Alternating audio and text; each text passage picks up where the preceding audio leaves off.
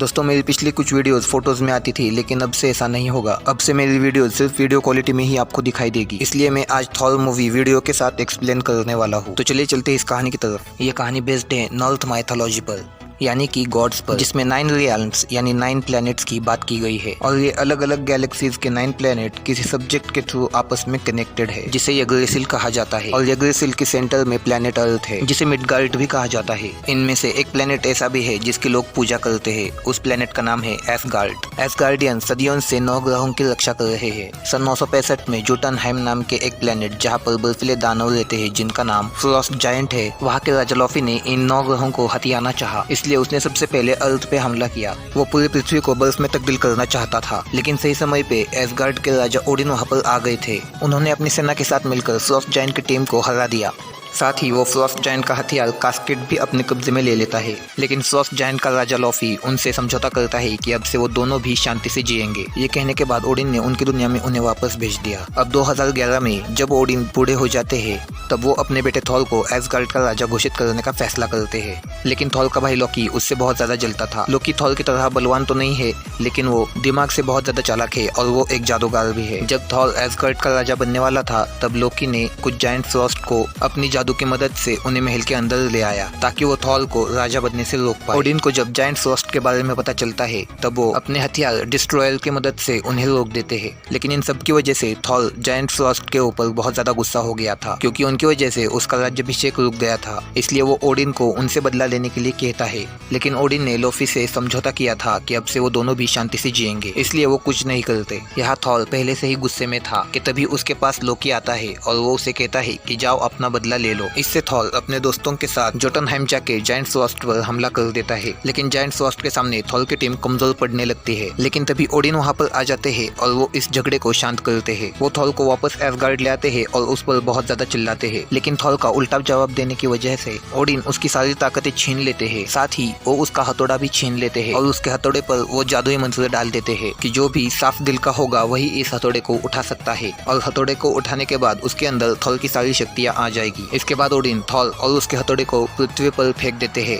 वो new Mexico जाके गिर जाता है, जहाँ जेन फॉस्टर उसे अपने साथ ले जाती है। जेन फॉस्टर एक एस्ट्रोफिजिस्ट थी, यानी अंतरिक्ष वैज्ञानिक। वो अंतरिक्ष की स्टडी करने के लिए उस जगह गई थी और उसी वक्त थॉर बाइफ्रॉस्ट ब्रिज के जरिए, यानी कि वर्म होल के जरिए वहाँ पर आ गिरा। जेन फॉस्टर के लिए ये घटना काफी बड़ी थी, क्योंकि इससे वो फेमस हो सकती थी। इसलिए वो थॉर से काफी ज्यादा सवाल पूछती है। थॉर का हथौड़ा म्यूनिल भी मैक्सिको शहर में ही गिरा था। उस हथौड़े को सब लोग उठाने की कोशिश करते हैं, लेकिन वोल्टिनस के इंचानमेंट यानी उस मंत्र की वजह से कोई उसे उठा नहीं पा रहा था, यानी कोई उसके काबिल नहीं था। जब ये हथौड़ा शील्ड की नजर में पड़ता है, तब वो उस हथौड़े पर घेराबंदी कर देते हैं और वो जेन से उसका सारा डेटा भी छीन लेते हैं, ताकि इसके बारे में किसी को ना पता चले। अपने हथौड़े के बारे में जब थॉर को पता चलता है, तब वो हथौड़े को लेने के लिए वहाँ पर चला जाता है। वहाँ शील्ड के लोग थॉर को रोकने लगते हैं, लेकिन वो फिर भी उनसे निपट कर किसी तरह हथौड़े तक पहुँच जाता है। लेकिन वो उसे उठा नहीं पाता, क्योंकि वो अब भी काफी ज्यादा घमंडी इंसान था। अब शील्ड के लोग उसे गिरफ्तार कर लेते हैं। दूसरी तरफ एसगार्ड में लोकी बहुत ज्यादा परेशान था, क्योंकि जोटनहाइम की लड़ाई के दौरान जब उसे एक जायंट फ्रॉस्ट ने छुआ था, तब उसके हाथों का रंग बदल गया था। जब उसने जायंट फ्रॉस्ट के कैस्केट को उठाया था, तब वो कुछ पल के लिए जायंट फ्रॉस्ट जैसा दिखने लगा था। जब वो इसके बारे में ओडिन से बात करता है, तब वो उनसे कहते हैं कि कुछ साल पहले जब वो फ्रॉस्ट जायंट से लड़ रहे थे,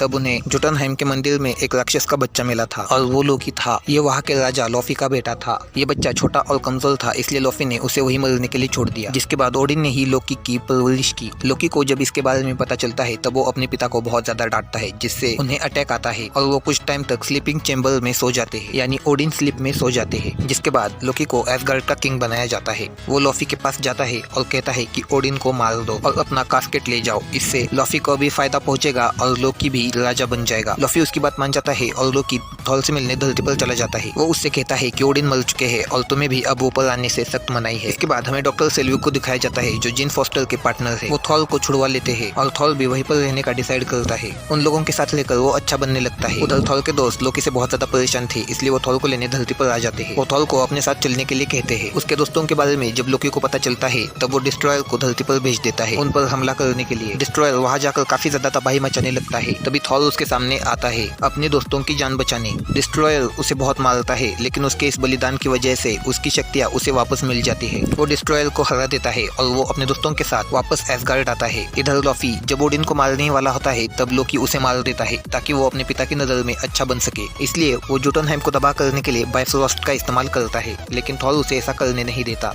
थॉर वहाँ आके बाइफरोस्ट को तोड़ने लगता है।